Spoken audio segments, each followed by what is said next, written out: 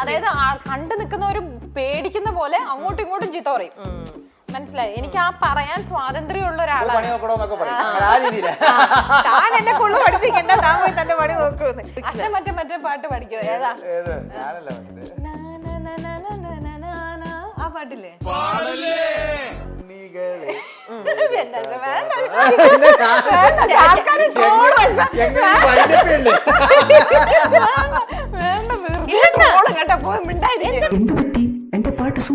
അപ്പൊ നമ്മുടെ കുട്ടികളെ ഇപ്പൊ അവര് സ്കൂളിൽ പോയി, അവരുടെ പുതിയ വിശേഷങ്ങൾ എന്തൊക്കെയാണ്? കളിയൊക്കെ ഇപ്പൊ ഇച്ചിരി കൂടി.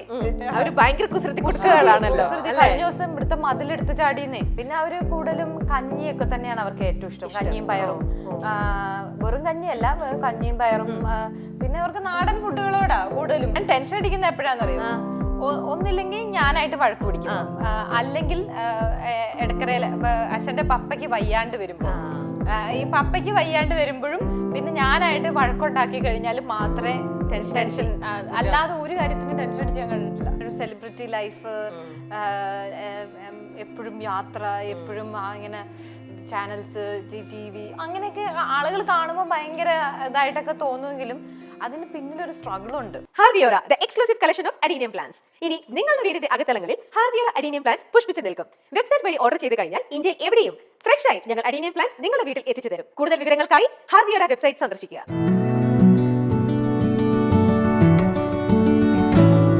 ഇനി ഇത് അടുത്ത സെഗ്മെന്റ് ആണ്, made for each other. Yes or no എന്നല്ല, എന്റെ ചോദ്യങ്ങൾ എന്തൊക്കെയാണെന്ന് അറിയില്ല. ചോദ്യത്തിനനുസരിച്ചിട്ട് നല്ല ഫൺ ആയിട്ട് പോവാം ഈ സെഗ്മെന്റ്. അതിനനുസരിച്ചിട്ട് ആൻസർ എഴുതിക്കോളുക. എഴുത്തും കാര്യങ്ങളും ഒന്നും ചെയ്യുന്നില്ലാത്തോണ്ടാണ് നമ്മൾ എഴുതിപ്പിച്ചോണ്ടിരിക്കുന്നത്. ഇടയ്ക്കൊക്കെ ഒന്നും എഴുതാൻ വേണ്ടേ? അതുകൊണ്ട് പുള്ളി കോപ്പി അടിക്കാൻ പറ്റില്ല കേട്ടോ.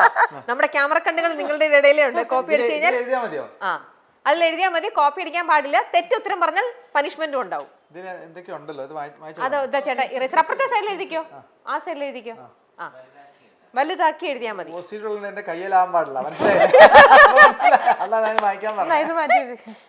സാനിറ്റൈസർ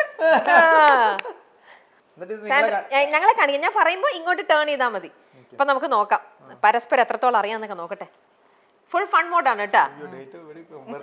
ബർത്ത്ഡേ ഡേറ്റോ കല്യാണ ഡേറ്റോ ഒക്കെ ഒന്നും ഓർമ്മയില്ല. ഇനിയൊന്നും പറഞ്ഞിട്ട് കാര്യമില്ല. ശരി, റെഡി സ്റ്റഡി ഗോ. പോട്ടെ. സാൻഡ്ര സ്വന്തം ലൈഫിലെടുത്ത ഏറ്റവും വലിയ ഡിസിഷൻ എന്ന് പറയുന്നത് വിൽസൺ ചേട്ടന് എന്താണ് തോന്നിയിട്ടുള്ളത്? സാൻഡ്രയുടെ സ്വന്തം ലൈഫിലെടുത്ത ഏറ്റവും വലിയൊരു ഡിസിഷൻ അതെന്താണെന്നാണ് ചേട്ടന് തോന്നിയിരിക്കണേന്ന്. ലൈഫിലെ ഏറ്റവും വലിയൊരു ഡിസിഷൻ, അത് കറക്റ്റ് ആയിട്ട് നല്ലൊരു ഡിസിഷൻ എടുത്തു എന്ന് തോന്നിയത്.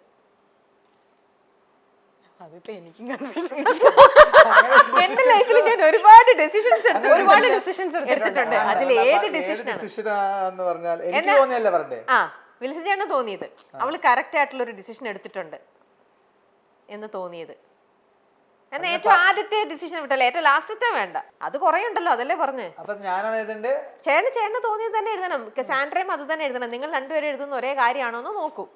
തെറ്റിപ്പോയാൽ നമ്മൾ അവിടെ നിങ്ങൾക്ക് പനിഷ്മെന്റ് തരും. സാൻഡ്ര ഉത്തരം എഴുതി കഴിഞ്ഞ് വലുതായിട്ട് എഴുതണം കേട്ടോ, നമുക്ക് ഇറേസ് ചെയ്യാം.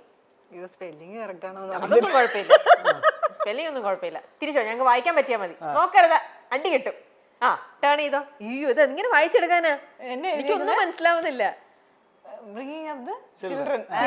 ഓക്കെ, കല്യാണം. അപ്പൊ അത് ഒന്ന് കല്യാണമാണ്, ഒന്ന് കുട്ടികളുടെ കാര്യമാണ്. പക്ഷെ കുഴപ്പമില്ലല്ലേ, എല്ലാം ഫാമിലി തന്നെയാണല്ലോ. എന്നാ അങ്ങനെ വിട്ടു.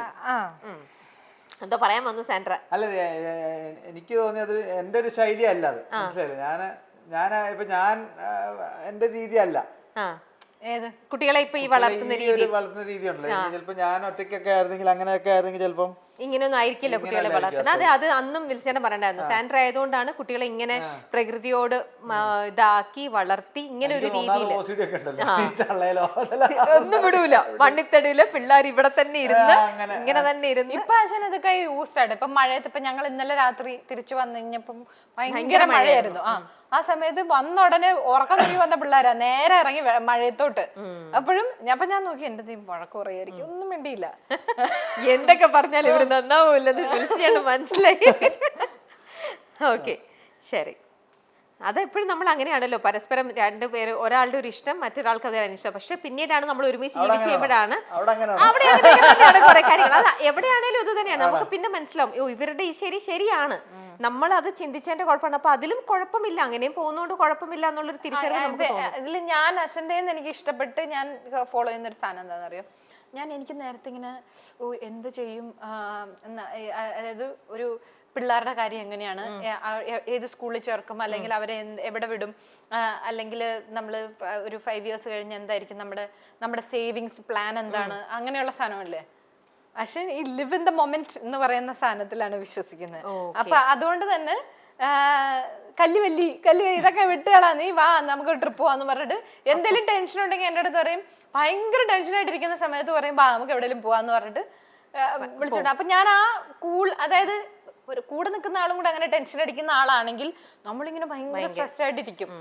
അതില്ല. അപ്പൊ ഞാൻ പറഞ്ഞേ, ഞാൻ ഈ ടെൻഷന്റെ കാര്യം കഴിഞ്ഞ് ഇപ്പുറത്ത് വന്നു കഴിഞ്ഞാൽ ഞാൻ ഭയങ്കര കൂളാ. അതിന്റെ കാരണം എപ്പോഴും കൂളാ. ഇന്ന് വരെ വിളിച്ചാണ് ഒരു ടെൻഷനായിട്ട് ഞാൻ കണ്ടിട്ടില്ലെന്നേ. എന്ത് അത് ഭാഗ്യാണ് ഇവിടെ കണ്ടിട്ടുണ്ട്. ഞാൻ ടെൻഷൻ അടിക്കുന്ന എപ്പോഴാന്നറിയോ, ഒന്നില്ലെങ്കിൽ ഞാനായിട്ട് വഴക്ക് പിടിക്കും, അല്ലെങ്കിൽ ഇടക്കരയില് അച്ഛന്റെ പപ്പയ്ക്ക് വയ്യാണ്ട് വരുമ്പോ, ഈ പപ്പയ്ക്ക് വയ്യാണ്ട് വരുമ്പോഴും പിന്നെ ഞാനായിട്ട് വഴക്കുണ്ടാക്കി കഴിഞ്ഞാൽ മാത്രമേ ടെൻഷൻ, അല്ലാതെ ഒരു കാര്യത്തിനും ടെൻഷൻ അടിച്ച് ഞാൻ കണ്ടിട്ടില്ല. സാൻഡ്രയായിട്ട് വഴക്കുണ്ടാക്കി കഴിഞ്ഞാൽ സാൻഡ്രയ്ക്ക് തന്നെയാണ് ബുദ്ധിമുട്ട്, പിന്നെ പുറകെ വരും കോംപ്രമൈസ് സഹിക്കാൻ. ഞാൻ പറഞ്ഞു സ്പേസ് ഒന്ന് വഴക്കിട്ടിരിക്കാൻ ഒന്ന് കുറച്ചു നേരം ഒന്ന് മിണ്ടാണ്ട് വഴക്കിട്ടിരിക്കല്ലോ, ഒന്ന് മിണ്ടാണ്ടിരിക്കുക സമ്മതിക്കൂല. എപ്പോഴും ഉള്ള സമയം നമ്മൾ മാക്സിമം നല്ല രീതിയിൽ ഇത് ചെയ്യാൻ നോക്കാം. നല്ലൊരു പോളിസിയാണത്. ലക്കി. അടുത്തത്, സാൻഡ്രയെ ആദ്യമായി ഒരു സ്ക്രീനിൽ വിൽസൺ ചേട്ടൻ കണ്ടത്. സ്ക്രീനില് ഏതിലാണ് കണ്ടതെന്ന് അത് എഴുതിയാൽ മതി, മിണ്ടരുത്. പടത്തിന്റെ പേരല്ലേ? ഓ എല്ലാം പറഞ്ഞു സാൻഡ്ര എഴുതി കഴിഞ്ഞ്. എന്നാ നോക്കട്ടെ വിൽസൺ ചേട്ടന്റെ. കറക്റ്റ്, എംഎൽഎ തന്നെ ഫസ്റ്റ് കണ്ടു. ഏത് സിനിമയുടെ സമയത്താണ് സാന്ദ്ര ഏറ്റവും കൂടുതൽ ടെൻഷൻ അടിച്ചിട്ടുള്ളത്? പറയരുത്, എഴുതിയാ മതി. ഏത് മൂവിയുടെ സമയത്താണ്? ചേട്ടൻ എഴുതി കഴിഞ്ഞു.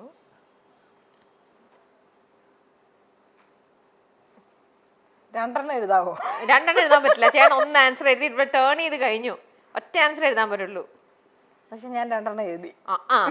എന്നാ ഞങ്ങൾ ആദ്യത്തെ ഓപ്ഷനെ ഞങ്ങൾ ടാലി ചെയ്ത് നോക്കുള്ളൂ. നോക്കട്ടെ. നല്ല നിലാവുള്ള രാത്രി. നോക്കട്ടെ. നല്ല നിലാവുള്ള രാത്രിയും ലിറ്റിൽ ഹാർട്ട്സും രണ്ടും എഴുതിയിട്ടുണ്ട്. ഓക്കെ. അതെന്താ നല്ല നിലാവുള്ള രാത്രിയിൽ ഇത്ര ടെൻഷൻ അടിക്കാൻ കാരണം?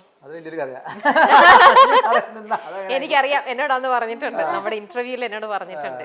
ഓക്കെ. അങ്ങനെ എന്തൊക്കെ നമ്മൾ സഹിച്ചാലും എന്തൊക്കെ തരണം ചെയ്തിട്ടാണ് ഇന്നൊരു പ്രൊഡ്യൂസറായിട്ട് ഇവിടെ നിൽക്കുന്നത് അല്ലേ? ഓരോരുത്തരെയും എങ്ങനെ വൈസായിട്ട് ഹാൻഡിൽ ചെയ്യുക. ആളുകളെ നോക്കുമ്പോഴേ ഇത് ഭയങ്കര ഒരു കാശുണ്ടെങ്കിൽ കാശ് ഇറക്കിയാൽ തീർന്നില്ലേ, നല്ല ഇത് കിട്ടിയില്ലേ. മാത്രമല്ല ഭയങ്കര ഇങ്ങനെ ഒരു സെലിബ്രിറ്റി ലൈഫ്, എപ്പോഴും യാത്ര, എപ്പോഴും ഇങ്ങനെ ചാനൽസ്, TV, അങ്ങനെയൊക്കെ ആളുകൾ കാണുമ്പോൾ ഭയങ്കര ഇതായിട്ടൊക്കെ തോന്നുമെങ്കിലും അതിന് പിന്നിലൊരു സ്ട്രഗിളുണ്ട്. നമ്മൾ ചെയ്യുന്ന സിനിമയിലാണെങ്കിലും എനിക്കതൊന്നും പറഞ്ഞു കഴിഞ്ഞാൽ നമ്മൾ അതിലേക്കൊക്കെ പോയി കഴിഞ്ഞാൽ വിഷമാവും. അടുത്ത ചോദ്യം പറ്റേ? അതെ നമ്മൾ ഒരുപാട് പലതും സാക്രിഫൈസ് ചെയ്തിട്ടാണ് ഈ ഒരു സിറ്റുവേഷനിൽ വന്ന് നിൽക്കുന്നത്. അതെ. സാൻഡ്രയ്ക്ക് ഒരു പ്രശ്നം വരുമ്പോൾ അഭിനേതാക്കളിൽ ആരാണ് സാൻഡ്രയ്ക്കൊപ്പം കൂടുതൽ സമയം സംസാരിക്കുന്നത്?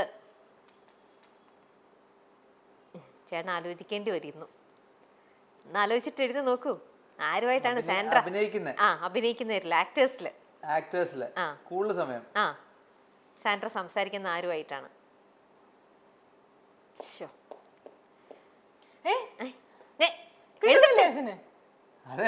എനിക്ക് വീട്ടുകാളെ കിട്ടി. എന്തായാലും നോക്കാം കറക്റ്റ് ആണോന്ന്. ബാബുരാജ്, കറക്റ്റ് ആയിട്ട്. അതന്ന് ബാബുരാജേണ്ണും ഞാനൊരു ഇന്റർവ്യൂ എടുത്തപ്പോൾ ബാബുരാജേണ്ണും പറഞ്ഞിരുന്നു, പെങ്ങളെ പോലെ ഒരു ഇതാണ്, ഭയങ്കര ഒരു സാൻഡ്രയുടെ അടുത്തും പറയും ഇങ്ങനെ നീ ഇങ്ങനെ ചെയ്യരുത്, നീ ഇങ്ങനെ തന്നെ ചെയ്യണം. നടയടിന്ന് പറയും ഞാൻ, രാവിലെ വിളിക്കും. ഞാൻ ചോദിച്ചു, ഇങ്ങനെ ഡെയിലി സാൻഡ്രയ്ക്ക് ഞാൻ ക്ലാസ് കൊടുക്കുന്നു പറയും. ഞാൻ ചോദിച്ചാൽ ഇത്ര അപ്പൊ സാൻഡ്ര ആയിട്ടുള്ള ബന്ധം അതുപോലെയാണ്. എനിക്ക് എന്റെ സ്വന്തം പെങ്ങളുടെ അടുത്ത് പറയണ പോലെ ഫ്രീഡത്തില് നീ ചെയ്യുന്നത് ഇങ്ങനല്ല, ഇങ്ങനെ ചെയ്യണം സാൻഡ്ര. മനസ്സിലായി? അതാ ഒരു നമ്മുടെ ഒരു അടുപ്പമുള്ളത് കൊണ്ട് നമ്മൾ തെറ്റ് കണ്ടാലും നമ്മൾ ചീത്ത വിളിക്കും. അതായത് കണ്ടു നിൽക്കുന്നവരും പേടിക്കുന്ന പോലെ അങ്ങോട്ടും ഇങ്ങോട്ടും ചീത്ത പറയും. മനസ്സിലായി? എനിക്ക് ആ പറയാൻ സ്വാതന്ത്ര്യമുള്ള ഒരാളാണ്. താൻ എന്നെ കൊള്ളു പഠിപ്പിക്കണ്ട, താൻ പോയി തന്റെ പണി നോക്കുമെന്ന്. ഞാൻ വിചാരിച്ചു ഇത്ര എല്ലാ ദിവസവും ഇങ്ങനെ പറയുമ്പോഴത്തേക്കും നിങ്ങൾക്ക് ഇല്ല. ഞങ്ങൾ സത്യം പറഞ്ഞാൽ ഞാൻ അങ്ങനെയൊക്കെ ബാക്കിയുള്ള ആക്ടേഴ്സും ഞെട്ടിപ്പോയിട്ടുണ്ട്. ബാബുരാജിനെ പോലെ ഒരാളെ ഞാൻ ഇടല്ലോ, ഞാനിങ്ങനെയൊക്കെ പറഞ്ഞു ദേഷ്യപ്പെടുന്നത് കാണുമ്പം അത് കാണുമ്പോ ഒരു പുള്ളിയുടെ അടുത്ത് അതാണ് നമ്മുടെ സാധനമുണ്ട്. അതുകൊണ്ട് ഞാൻ രക്ഷപ്പെട്ടു പോയിട്ടുണ്ട്. അതിലൊക്കെ ഒരു പുള്ളിക്ക് അറിയാം, എന്നെ നല്ല വ്യക്തമായിട്ട് അറിയാം. പുള്ളി ഈ കേസിൽ പോലും ഇത് വന്നു കഴിഞ്ഞാൽ പുള്ളി എന്റെ അടുത്ത് പറഞ്ഞു ഇതൊന്നും ഒരു കാരണവശാലും ടോളറേറ്റ് ചെയ്യേണ്ട കാര്യമല്ല, അതൊക്കെ ഫൈറ്റ് ചെയ്യേണ്ട കാര്യം തന്നെയാണ്, ഇങ്ങനെയുള്ള കാര്യങ്ങളിലൊക്കെ ഫൈറ്റ് ചെയ്യണം എന്ന് ആദ്യം എന്നോട് പറയുന്ന ബാബുചേട്ടൻ. ഇയാളെ വെച്ച് ഒരു സിനിമ ചെയ്യണം, സാൻഡ്ര ഏറ്റവും കൂടുതൽ ഇങ്ങനെ പറഞ്ഞിട്ടുള്ളത് ആരെക്കുറിച്ച്? ഇതുവരെ ചെയ്യാൻ പറ്റിയിട്ടില്ല, ഇങ്ങനെ പറഞ്ഞുകൊണ്ടിരിക്കുകയാണ്. ആണല്ലേ? നോക്കട്ടെ എന്ത് കാര്യം എന്ത് കാര്യം. എന്തൊരു മനപ്പുറത്താണെന്ന് നോക്കിയാ രണ്ടുപേരും തമ്മില്. ഇനി എന്ത് കാര്യം നടക്കില്ലല്ലോ. ഇനിയിപ്പോ നടക്കില്ല. ഇനിയിപ്പോ എന്ത് ചെയ്യുന്നുള്ളതാണ് അടുത്ത ആളിലേക്ക്. അതെ, എനിക്ക് ഞാൻ പറഞ്ഞില്ല, എനിക്ക് ഏറ്റവും ഒരു വലിയ റിഗ്രറ്റ് എന്ന് പറഞ്ഞാൽ വിജയൻ ഞാൻ അടുത്ത് കണ്ടിട്ടുണ്ട്. അപ്പൊ ഒന്നും എനിക്കൊന്നും ഒരു ഫോട്ടോ എടുക്കണമെന്ന് പോലും തോന്നിയിട്ടില്ല. എനിക്കങ്ങനെ നമ്മളിപ്പോ സിനിമയിൽ നിൽക്കുന്നതുകൊണ്ട് തന്നെ ആരോടും വലിയ ആരാധനയൊന്നുമില്ല. എല്ലാരും കാണുമ്പോൾ നോർമൽ ആയിട്ടുള്ളത്, നമ്മൾ ഫോട്ടോ പോലും എടുക്കാറില്ല. പക്ഷെ ഇന്ന് ഞാൻ ഏറ്റവും കൂടുതൽ റിഗ്രറ്റ് ചെയ്യുന്നത് വിജയുടെ കൂടെ എന്താണെന്നറിയോ, അന്നൊരു ഫോട്ടോ എടുത്തിരുന്ന ഇന്ന് ഞാൻ സ്റ്റാറാ. പിള്ളേരിലേക്ക് അത് കുത്തിക്കയറ്റിയതാരാ? ഞാൻ നോക്കുമ്പോ ഒരു കളറ് കണ്ണാടി എന്നൊക്കെ പറഞ്ഞേ പിള്ളേർ ഇതെങ്ങനെ ഇതൊക്കെ കണ്ടത്. അപ്പൊ അശ്വിൻ ഇവരെ കൊണ്ട് പോകുന്ന സമയത്തൊക്കെ ഈ വിജയുടെ പാട്ട് ഇട്ടോണ്ടിരിക്കും. അപ്പൊ വിജയ് എന്ന് പറഞ്ഞാൽ അവർക്ക് അന്നും ഇന്ന് കുഞ്ഞായിരിക്കുമ്പോ തൊട്ടേ അവർക്ക് ഭയങ്കര ഇഷ്ടമാണ്. അതൊന്ന് മിസ് ചെയ്തു. പക്ഷെ നിങ്ങളുടെ എല്ലാ ഉത്തരം ഇങ്ങനെ ഭയങ്കര മാച്ച് ചെയ്തെഴുതരുത്. എനിക്ക് ഒരു പനിഷ്മെന്റ് തരണം. ഇവിടെ പ്രൊഡ്യൂസർ കൊട്ടക്കണക്കിന് നിങ്ങളെ കൊണ്ട് പനിഷ്മെന്റ് ചെയ്യിപ്പിക്കാൻ. അല്ല, അതൊക്കെ കൊണ്ട് വന്നാ നിങ്ങൾ ഒരു ഉത്തരത്തിനും തെറ്റിച്ച് വേണം ചെയ്യാൻ. എല്ലാം ഭയങ്കര മനപ്പുറത്താണ് രണ്ടുപേർക്കും. സ്വന്തം സിനിമകളിലെ പാട്ടുകളിൽ സാന്ദ്ര ഏറ്റവും കൂടുതൽ ഹൃദയത്തോട് ചേർത്ത് വെച്ചിരിക്കുന്നത്? മതി, പടത്തിന്റെ പേരോ പാട്ടിന്റെ പേരോ ഏതായാലും കുഴപ്പമില്ല. പാട്ടോ ഏതായാലും.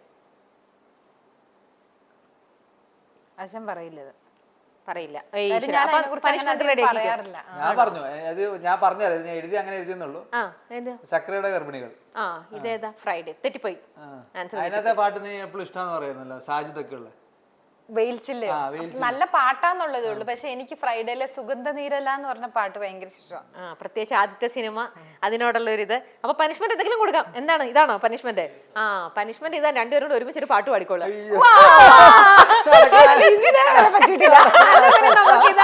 ഇന്നത്തെ കലാശക്കൊട്ട് എപ്പിസോഡ് വൈൻഡപ്പ് ചെയ്യണം. ഏതാണ് ഈ എപ്പിസോഡ് വൈൻഡപ്പ് ചെയ്യണം? നിങ്ങളുടെ കലാശക്കൊട്ട് നിങ്ങളുടെ പാട്ടിനോട് കൂടി തീർന്നു. ചോദ്യങ്ങളും ആൻസറുകളും എല്ലാം തീർന്നു. രണ്ടുപേരും കൂടെ ചേർന്നൊരു പാട്ട് പാടി നമ്മൾ ദേ ഇവിടെ ദ ക്രൂ ഇവിടെ ഫിനിഷ് ചെയ്യാണ്. അത് അറിയില്ലെന്നേ, ഒന്നിന്റെ ലിറിക്സ് അറിയില്ല. അറിയണ്ടേ, പാട്ടറിയണ്ടേ?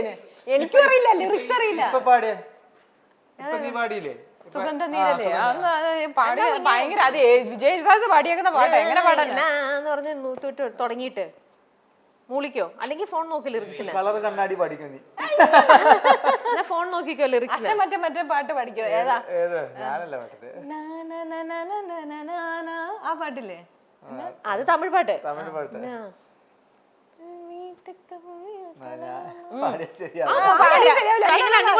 സപ്പോർട്ട് ചെയ്ത് പാടിയാ മതി. പനിഷ്മെന്റാ. എന്നാ വേണ്ട, അതങ്ങ് പാടി വൈകിട്ട് ഒരു വരി പാടിയാ മതി. എന്നാ എന്നിട്ട് നാനാ പറഞ്ഞു. നിങ്ങൾ എപ്പോഴും പിള്ളേരുടെ കൂടെ പാടുന്ന പാട്ട് ഏതാന്ന് വെച്ചാൽ പാടും. അത് പാട്. വേണ്ട, അത് പിള്ളേർ പാടും. എന്നാ നിങ്ങൾ ഏറ്റവും ഇഷ്ടം മറ്റേതാ, പാട്ടില്ലേ, ബ്രൂണോ മാസിന്റെ ഒരു പാട്ട്. അതിന്റെ ലിറിക്സ് ഒന്നും അറിയില്ല. എന്നാ നിങ്ങൾ ഡ്രൈവിന് പോകുമ്പോ പാടുന്നത് കുൽസൂന് അറിയാം. ഡ്രൈവിന് പോകുമ്പോ പാടുന്ന പാട്ട്? ഡ്രൈവിന് പോകുമ്പോ ഇഷ്ടംപോലെ പാട്ടുണ്ട്. അപ്പൊ അത് റിപ്പീറ്റ് വരുന്നില്ലല്ലോ. എന്നാലും നമ്മൾ ഏതോ റിപ്പീറ്റ് കേട്ടോണ്ടിരുന്നല്ലോ. ഉണ്ണികളെ ഒരു കഥ പറയാൻ പാടാം. എന്നാ അതെങ്കിലും അത് പാട്. ഉണ്ണികളെ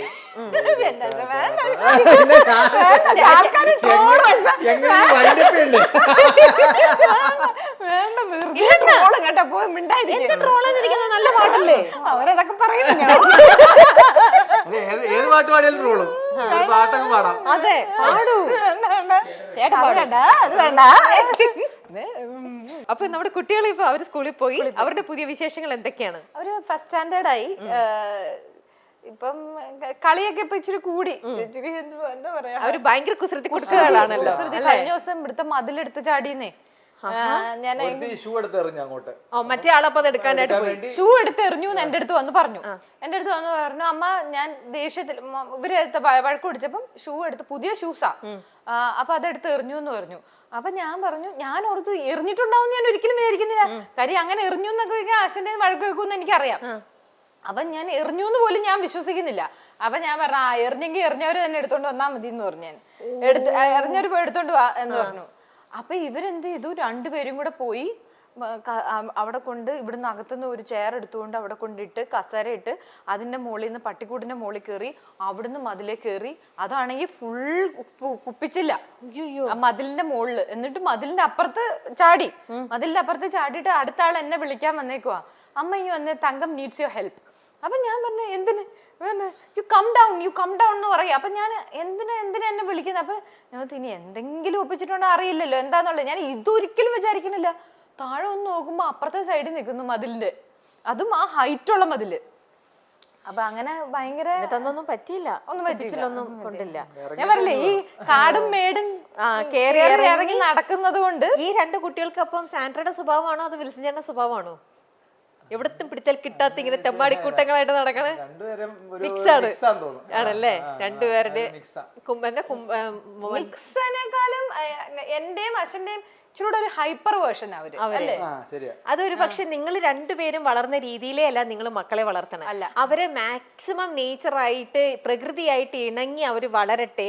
അവർ ഈ ഭൂമിയുടെ മണവും ഈ ഭൂമിയുടെ ഇതെല്ലാം അറിഞ്ഞ് വളരട്ടെ എന്നുള്ള കാര്യത്തിൽ സാന്ദ്രയ്ക്ക് ഭയങ്കര നിർബന്ധമുണ്ട്. അന്നും ഇക്കാര്യം വിളിച്ചാൽ എന്റെ അടുത്ത് നമ്മൾ നേരത്തെ ഒരു ഇന്റർവ്യൂവിലും പറയുന്നുണ്ടായിരുന്നു, അവൾക്ക് ഒരു പാക്കറ്റ് ബിസ്ക്കറ്റോ ലേസോ ജ്യൂസോ എന്റെ കുട്ടികൾക്ക് ഈ ദുഷ്ട അമ്മ കൊടുക്കില്ല. അല്ല അന്നൊക്കെ അങ്ങനെ അതല്ല, അച്ഛൻ കൊടുക്കുന്ന സാധനങ്ങൾ ഐസ്ക്രീം വാങ്ങിച്ചു കൊടുക്കും. ഐസ്ക്രീം ലേസും ജെംസും ഒന്നും ഒരിക്കലും കൊടുക്കാറില്ല. അത് എന്തായാലും കാര്യം ജെംസ് ഒക്കെ പല കൺട്രീസിലും ബാൻ ചെയ്തേക്കുന്ന ക്യാൻഡിയാണല്ലോ. അതൊന്നും ഒരിക്കലും കൊടുക്കൂല. കൊടുക്കുന്നത് ഈ ഐസ്ക്രീമാണ്. ഐസ്ക്രീം നമ്മള് നാച്ചുറൽസിന്റെ ഐസ്ക്രീം ഇല്ലേ, അത് ഇടയ്ക്ക് വാങ്ങിച്ചു കൊടുക്കും. പിന്നെന്താ അവർക്ക് കൊടുക്കുന്നത്? പിന്നെ ഇടയ്ക്ക് എവിടെയൊക്കെ പോകുമ്പോ ബ്രൗണിയോ അങ്ങനെ എന്തെങ്കിലും. അല്ലാതൊക്കെ ചിലപ്പം പാരന്റ്സിന്റെ അടുത്തൊക്കെ പോകുമ്പോഴൊക്കെ നമ്മൾ അറിയാതൊക്കെ കൊടുക്കും. ഗ്രാൻഡ് പാരന്റ്സിന്റെ അവരുടെ അവരെന്നെ ഒന്ന് പറയുകയും ചെയ്യും. വന്ന് പറയും, അമ്മ ഞങ്ങൾ അത് കഴിച്ചു, ഞങ്ങൾക്ക് അത് തന്നു. അപ്പൊ ഇവര് പറയും, ഇവരെന്താ പറയുക, കൊടുക്കുന്ന ആൾക്കാര് അതിപ്പോ ഗ്രാൻഡ് പാരന്റ്സ് ആണെങ്കിലും ഫ്രണ്ട്സ് ആണെങ്കിലും അങ്ങനെയൊക്കെ ഉള്ളവര് അമ്മയോട് പറയല്ലേ, അച്ഛനോട് പറയല്ലേ, അല്ല അപ്പയോട് പറയണ്ട, വാങ്ങിച്ചു തന്നു എന്നുള്ള കഴിച്ചോ എന്ന് പറഞ്ഞിട്ട് കൊടുക്കും. വന്ന ഉടനെ വന്ന് അവരുടെ മുന്നിൽ വെച്ച് അവരെ ചമ്മി നാറും. അപ്പം അവരുടെ മുന്നിൽ വെച്ച് തന്നെ വന്ന് പറയും, അമ്മ ഞങ്ങൾ ഇത് കഴിച്ചേ, ഞങ്ങൾക്ക് അത് വാങ്ങിച്ചു തന്നായിരുന്നു, അപ്പൊ ഞങ്ങൾ ഇത് കഴിച്ചു എന്ന് പറഞ്ഞിട്ട് വന്ന് പറയും. പറയാം. അപ്പൊ ബർത്ത്ഡേ കാര്യങ്ങളും ഇതെങ്ങനെ, എന്തുകൊണ്ടാണ് സാൻഡ്ര ഇത്രയ്ക്കും കുട്ടികൾ ഇങ്ങനെ ഇതിനായിട്ട് ഇങ്ങനെ നാച്ചുറൽ ആയിട്ടുള്ള ഭക്ഷണങ്ങൾ തന്നെ കഴിക്കട്ടെ, അല്ലെങ്കിൽ ഈ ഒരു രീതിയിലൂടെ തന്നെ കുട്ടികൾ വളരട്ടെ എന്ന് അങ്ങനെ ഒരു പിടിവാശിയുണ്ട് സാൻഡ്രയ്ക്ക്?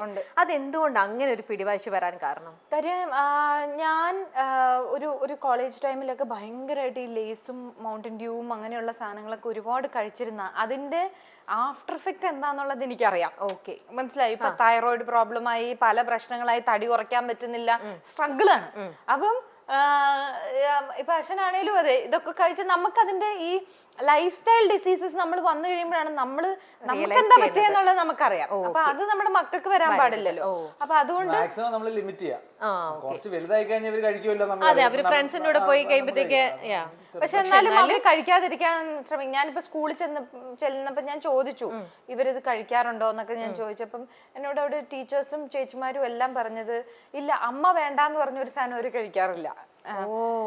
അതിപ്പോ ഞാൻ കാണുന്നില്ലല്ലോ, എന്നാ പോലും ഞാൻ വേണ്ടാന്ന് പറയുന്ന സാധനം അവർ അവിടെ നിന്നും കഴിക്കാറില്ല. അപ്പൊ കുട്ടികൾക്ക് വിഷമം തോന്നാറില്ല മറ്റേ ഫ്രണ്ട്സ് ഒക്കെ ഇങ്ങനെയൊക്കെ കഴിക്കില്ല? അതിന്റെ കാരണം എന്താ, ആദ്യം ഉണ്ടായിരുന്നു, പിന്നെ ഇപ്പൊ ഇല്ല. ഇപ്പൊ ഇല്ലാത്തതിന്റെ കാരണം എന്താന്ന് വെച്ചാല് പല കുട്ടികൾക്കും ഇതൊക്കെ കഴിക്കുന്നവർക്ക് അസുഖങ്ങൾ വരുന്നവർ കാണുന്നുണ്ട്. ഇപ്പൊ ഇവർക്ക് അങ്ങനെ അസുഖങ്ങൾ വരാറേ ഇല്ല.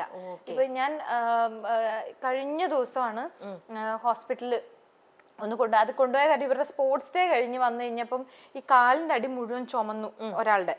അപ്പൊ അത് എന്താണെന്നൊന്ന് കാണിക്കാൻ വേണ്ടി ജസ്റ്റ് ഒന്ന് ഡോക്ടറെ നേരിട്ട് കൊണ്ടുപോയി കാണിക്കാം വിചാരിച്ചൊന്ന് കൊണ്ടുപോയതാ. പണ്ട് വാക്സിനേഷന് പോയതാ, അത് കഴിഞ്ഞിട്ട് പിന്നെ ഇപ്പഴാ ഹോസ്പിറ്റലിൽ പോകുന്നത്. അപ്പൊ എല്ലാരും കണ്ടു കഴിയുമ്പോ ഹോസ്പിറ്റലിൽ എല്ലാരും ഇത്രയും വലുതായോ എന്ന് പറഞ്ഞ കാര്യം, വേറെ ഒന്നിനും ഹോസ്പിറ്റലിൽ പോകേണ്ട കാര്യം വന്നിട്ടില്ല, മരുന്ന് കഴിച്ചിട്ടില്ല, ഒന്നിന്റെ ആവശ്യം വന്നിട്ടില്ല, അസുഖങ്ങൾ അങ്ങനെ വരാറുമില്ല. അത് അവർക്കറിയാം, അവർക്ക് അതിനെ കുറിച്ച് നല്ല ബോധ്യമുണ്ട്. കാര്യം ഈ സാധനങ്ങളൊക്കെ കഴിച്ചാൽ അഴുക്കാണെന്നും, പിന്നെ ഇങ്ങനെ പല വീഡിയോസ് ഉണ്ടല്ലോ, അത് ഞാൻ അവരെ കാണിച്ചു കൊടുത്തിട്ടുണ്ട്. ഇങ്ങനെ ഇതിനകത്തൊക്കെ വരുന്ന മൈക്രോ പ്ലാസ്റ്റിക്സും ഈ പറയുന്ന ലേസിനകത്തും ഇതുപോലത്തെ പാക്കറ്റ് ഫുഡുകളിൽ വരുന്ന പ്രശ്നങ്ങൾ എന്താന്നുള്ളതൊക്കെ ഞാൻ കാണിച്ചു കൊടുത്തിട്ടുണ്ടോണ്ട് തന്നെ അവർക്ക് അറിയാം. വിഷ്വൽ മെമ്മറി ഉണ്ടല്ലോ ഭയങ്കരമായിട്ട്, ആ കണ്ടതിന്റെ ഒരു സാധനം അവർക്കുണ്ട്. അപ്പൊ അതുകൊണ്ട് തന്നെ കഴിക്കാൻ കൊള്ളില്ല, പക്ഷെ വായിക്ക് ടേസ്റ്റ് ഉണ്ട്, അതുകൊണ്ട് അവര് ഇടയ്ക്ക് കഴിക്കുക, ആരെങ്കിലും ഒക്കെ ചോദിച്ചാ കൊടുത്ത അത്രേ ഉള്ളൂ. പക്ഷെ അവർക്ക് കറക്റ്റ് ആയിട്ട് അറിയാം ഏതാണ് നല്ലത് എന്താണ് അതറിയാം, അത് വ്യക്തമായിട്ട് അറിയാം. അമ്മ നമുക്കിത് തരാത്തത് ചീത്തയായതുകൊണ്ടാണെന്നുള്ള ആ ഒരു റിയലൈസേഷൻ അതുണ്ട്. ഓക്കെ. അപ്പൊ പിന്നെ ആ ഒരു ഇനി എന്താ പറയാ, ചുട്ടിയിലെ ശീലം ചുടല വരെയെന്ന് പറയില്ലേ, അപ്പൊ ഇപ്പോഴേ ഇതിൽ പോയി കഴിഞ്ഞാൽ പറയണ പോലത്തെ എന്നാണ് എന്റെ പ്രതീക്ഷ. അവരങ്ങനെ കഴിക്കൂല.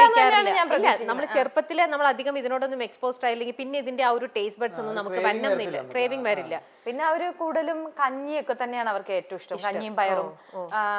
വെറും കഞ്ഞിയല്ല, കഞ്ഞിയും പയറും. പിന്നെ അവർക്ക് നാടൻ ഫുഡുകളോടാ കൂടുതലും, അല്ലെ, എല്ലാം നാടൻ ഫുഡുകളാ ഇഷ്ടം. ഓക്കെ. സാൻഡ്ര കുക്ക് ചെയ്യോ അങ്ങനെ നാടൻ ഭക്ഷണമൊക്കെ?